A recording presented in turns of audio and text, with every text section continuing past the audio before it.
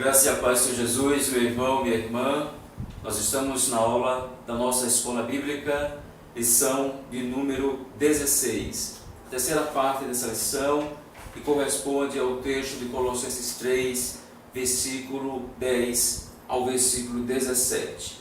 Convido você a estar comigo nesses poucos minutos, no qual estaremos refletindo nesse texto, abordando o conteúdo da nossa lição da escola bíblica. Nos diz o texto da palavra de Deus: e se revestiram do novo, o qual está sendo renovado em conhecimento, a imagem do seu Criador. Nessa nova vida já não há diferença entre grego e judeu, circunciso e incircunciso, bárbaro e cita, escravo e livre, mas Cristo é tudo e está em todos. Portanto, como povo escolhido de Deus, santo e amado, revistam-se de profunda compaixão, bondade, humildade, mansidão e paciência.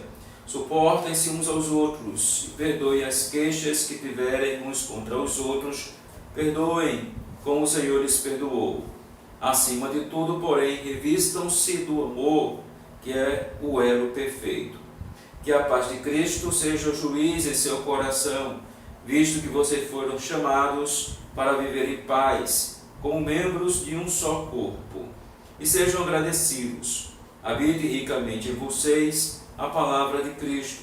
Ensinem e aconselhem-se uns aos outros com toda a sabedoria, e cantem salmos, hinos e cânticos espirituais com gratidão a Deus em seu coração. Tudo o que fizerem, seja em palavra ou em ação, façam-no em nome do Senhor Jesus, dando por meio dele graças a Deus Pai. Amém? Muito bem, meu querido e minha querida, nós já vimos nos versículos anteriores, em nossa última aula, a respeito daquilo que corresponde ao velho homem. E agora nós estamos vendo o que é ser esse novo homem, ou seja, essa nova criatura em Cristo Jesus, esse novo ser, essa nova humanidade em Cristo Jesus. Portanto, é o que o apóstolo Paulo nos traz aqui. Nós fomos regenerados pelo Senhor Jesus Cristo. Isso já aconteceu de uma forma definitiva na nossa história de vida em relacionamento com Ele. Contudo, passamos a vivenciar um processo que deve estar presente, um progresso em nossas vidas, que é esse processo da santificação. Esse crescer enquanto nova natureza em Cristo Jesus diz dessa santificação. E há textos bíblicos que nos falam com relação a como nós devemos estar vivenciando esse processo. Um deles nos diz que nós devemos estar tendo as nossas mentes renovadas, transformadas a cada dia. Romanos 12, versículo 2, nos fala a respeito disso.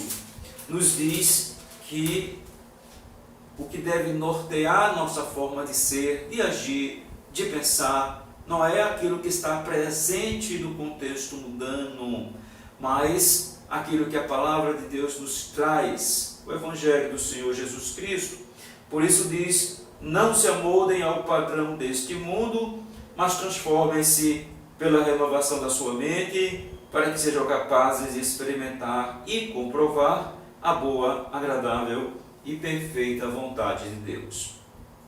Então veja, o que deve estar presente em nossas vidas deve ser um não conformismo, não se acomodar com o padrão deste mundo, mas a cada dia nossa mentalidade tem que estar sendo renovada, transformada pelo que a palavra de Deus nos traz. Gosto da expressão levar aos pés da cruz os nossos pensamentos, submetê-los ao Senhor. Nosso alvo com isto é justamente estarmos a cada dia mais conformados à imagem de Cristo. As pessoas verem em nós a imagem do Senhor Jesus Cristo. Ou seja, reconhecerem que de fato somos verdadeiros cristãos, reconhecerem que vivemos de fato o Evangelho de Cristo Jesus. Portanto, que assim possa ser, meu querido, minha querida, na minha e na sua vida. Ser uma nova criatura, meu irmão, minha irmã, é transcender os preconceitos. É sobre isto que o apóstolo vai começar a falar quando ele cita os problemas de relacionamentos presentes naquele contexto cultural, um contexto no qual judeus desprezavam gentios, ou seja, os não-judeus, os viam como inferiores, desprezavam por conta do seu entendimento de que era uma nação escolhida por Deus e olhavam, portanto, tendo um preconceito social, um preconceito de base nacionalista, um preconceito religioso. Ele viam a si mesmo como superiores. Pois bem, havia problemas também naquela cultura, naquele contexto histórico-cultural, em que os gregos desprezavam os bárbaros, ou seja, todo aquele que não tinha a fala grega, todo aquele que não tinha os costumes gregos, todos aqueles que não tinham aqueles conhecimentos daquela cultura. As tribos que estavam presentes ali naquela região geográfica, nas proximidades de Roma, eram vistos como pessoas bárbaras. Os bárbaros, como eles gostavam de dizer, que na linguagem grega tem a origem essa expressão de balbucio. Eles diziam que aqueles que não falavam grego balbuciavam, por isso deram esta nomenclatura de bárbaros para eles. E citas porque eram os bárbaros mais selvagens, por assim dizer, que eles consideravam como sendo selvagens, e que, portanto, eram vistos também como inferiores por eles. O apóstolo faz menção aos escravos, que eram legalmente e socialmente vistos como pessoas, ou não pessoas, melhor dizendo, como propriedade dos seus senhores. Então veja que no contexto da igreja de Cristo, todos tinham que ser vistos como iguais. Fosse um grego ou não grego ali presente, romano, de qualquer nacionalidade ali que foi influenciada pela cultura romana, fosse um judeu, fosse quem fosse, um escravo, um livre, uma pessoa livre, um cidadão, todos deveriam ser vistos como iguais, porque diante do Senhor não há melhores, todos são pecadores, todos são necessitados da sua graça, todos são iguais. Isso traz a lição para nós, meus irmãos e minhas irmãs, que ainda nos nossos dias há preconceitos que nós devemos estar rompendo, vencendo, transcendendo. Por exemplo, no contexto da igreja não se deve tratar alguém melhor por essa pessoa ter uma condição financeira mais abastada, ou tratar com menos respeito, dignidade ou acolhimento alguém que é menos favorecido financeiramente, Todos devem ser tratados da igual forma, independente de quem sejam no contexto social, independentemente dos bens que possuem, não devem ser privilegiados ou não devem ser colocados em segundo plano.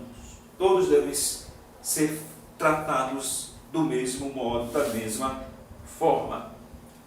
Veja que no versículo 12, ele diz que somos eleitos, santos e amados. Expressões essas que eram utilizadas para se referir a Israel, a nação que foi escolhida por Deus, a nação que Deus escolheu para que manifestasse a sua glória entre as demais nações, e que Paulo faz questão de utilizar agora como a referência à igreja do Senhor.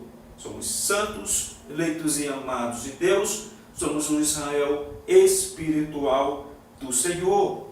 Portanto, queridos, não existe nação favorita diante de Deus, ok? O fato de que Israel foi escolhida no passado não justifica para o presente, para o contexto da nova aliança em Cristo Jesus, algumas pessoas estarem enaltecendo a nação de Israel, praticamente tendo um sentimento às vezes de idolatria. Isso é antibíblico, ok? Nós estamos na nova aliança em Cristo Jesus. A igreja do Senhor é o Israel espiritual de Deus. A seguir, meu querido, minha querida, ele vai trazer a lista das virtudes que devem estar presentes na nova natureza em Cristo Jesus, na vida das novas criaturas em Cristo Jesus, nessa nova criação. Ele mostra que acontecia naquele contexto um desfavorecimento para algumas pessoas e que na igreja isso não deve acontecer. E, portanto, como povo escolhido de Deus, santos e amados, revistam de profunda compaixão, bondade, unidade, mansidão e paciência. Porque ele diz que eles deveriam estar revestidos de compaixão. Há um fundo histórico para isso aí, ok? A questão é que naquele contexto há muitas pessoas que vivenciavam algumas situações, eram relegadas ao ostracismo, eram relegadas à marginalização, estavam numa situação de desamparo total. Pessoas com deficiência mental, pessoas com deficiência física, as mulheres e crianças não eram consideradas da mesma forma que os homens adultos, os cidadãos, as pessoas idosas que não tinham familiares que lhes acolhessem, muitas vezes passavam fome, muitas vezes estavam numa situação de grande dificuldade. Os animais não haviam para com eles o cuidado que nós temos hoje, né? Que se tem hoje em dia, o cuidado que se tem para com os pets. Então, veja, todos esses são exemplos de situações em que ele fala da compaixão que deve estar presente em nós e que se aplicava para aquele contexto pelo fato de que não havia esse sentimento de compaixão nessa sociedade tão dura, tão cruenta, vamos dizer dessa forma. Revistam-se de profunda compaixão, de bondade, de humildade, de mansidão. Ele começa a citar outras virtudes que devem estar presentes na vida daquele que é nova criatura em Cristo Jesus. Vamos ver cada uma delas rapidamente. Bondade, meus queridos, minhas queridas, o Senhor vai responder a alguém que chega a ele dizendo: bom mestre, que farei para herdar a vida eterna? Jesus diz: por que me chamas bom? Bom somente o Senhor. Jesus estava ensinando justamente aquele rapaz que ele não deveria relacionar-se com as pessoas com essa postura de vê-las como boas, pois bom é o Senhor. Não é que não haja bondade em Cristo, certo? A bondade ela é possível a nós, porque nós servimos aquele que é fonte de toda bondade. E, portanto, nós podemos exercê-la pelo poder do Espírito Santo em atos, em palavras, expressando a bondade, porque nós temos o Espírito de Deus, somos nova criatura em Cristo Jesus. Ele fala também sobre humildade. Humildade, o cerne da humildade é o sentimento da dependência de Deus. É nós sabermos que dependemos do Senhor. E se nós temos essa percepção, se temos esse entendimento, se entendemos que não somos melhores do que os outros, então nós, consequentemente, não iremos tratar outros com desprezo, com desdém, porque sabemos que somos o que somos pela graça de Deus. Então isso deve nos levar a tratar as pessoas com o devido respeito, pois elas também são pecadoras, dependentes do Senhor, tanto quanto nós o somos. Ok? Humildade, mansidão. Mansidão não é frouxidão. Mansidão é nós termos o autodomínio da nossa ira. A palavra de Deus diz: irai-vos, mas não pequeis. Então, em alguns momentos, sim, necessitaremos sermos mais enérgicos, mais rígidos, como Jesus foi, né? Quando entrou ali naquele templo, expulsando os cambistas de uma forma bastante enérgica, bastante firme.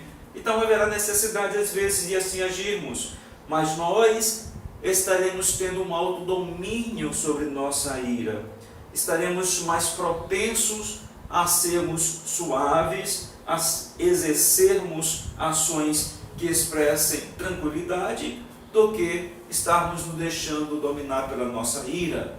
Então, ser manso é isso. Ok? Longanimidade ou paciência, que devemos ter também. Nem sempre será fácil sermos pacientes, sermos longânimos, mas é uma virtude que também deve estar presente em nossas vidas. Ok? Paciência.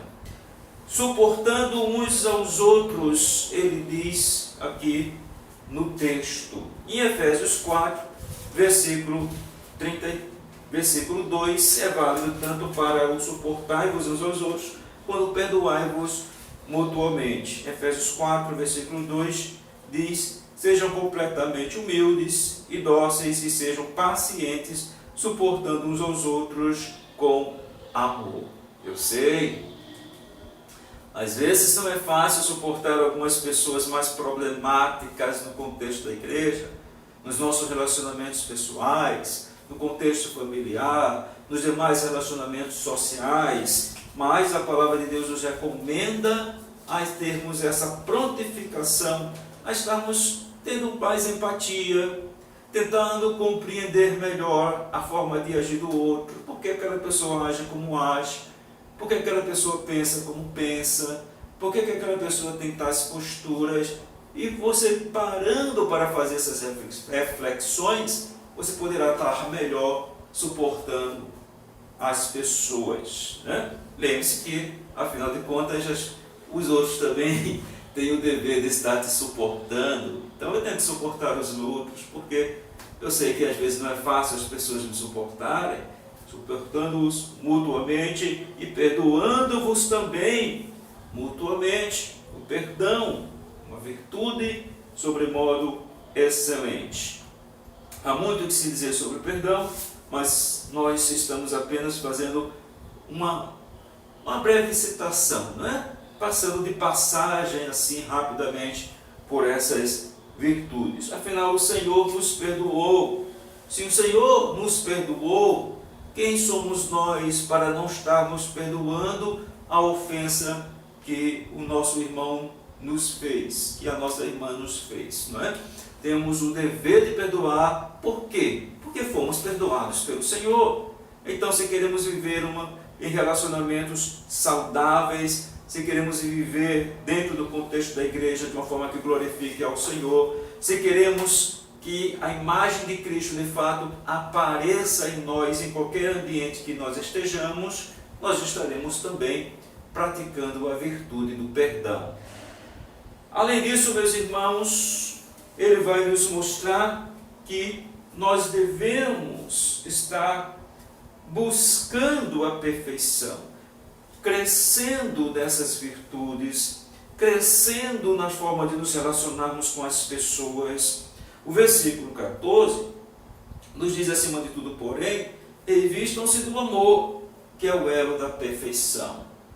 O amor é a virtude sobreexcelente, é a virtude mais importante, é mais importante para a nossa vida, nosso relacionamento com Deus, do que os dons que Ele, em graça, nos concedeu, do que outras questões nas nossas vidas. O amor é fundamental, portanto, que você possa estar se revestindo de amor. Se não ama, então há que se duvidar que tenha nascido de novo, há que se duvidar que essa pessoa possa afirmar com legitimidade que é verdadeiramente cristã. O amor é a essência do Evangelho, a essência do cristianismo. Se não amamos, é porque não somos cristãos. Se somos cristãos, inevitavelmente nós estaremos exercendo o amor para com o próximo. Amém? Muito bem. Ele fala também da paz, que a paz seja o árbitro nos vossos corações. Ou seja, que nós possamos estar permitindo que o Senhor Jesus Cristo possa estar sendo o árbitro de nossas vidas, das nossas emoções. Certo? Versículo 15. Que a paz de Cristo seja juiz em seus corações.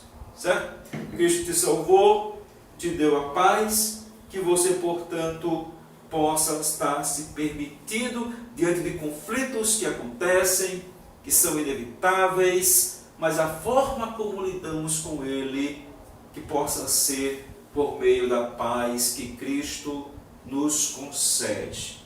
Certo? Não esqueça disso.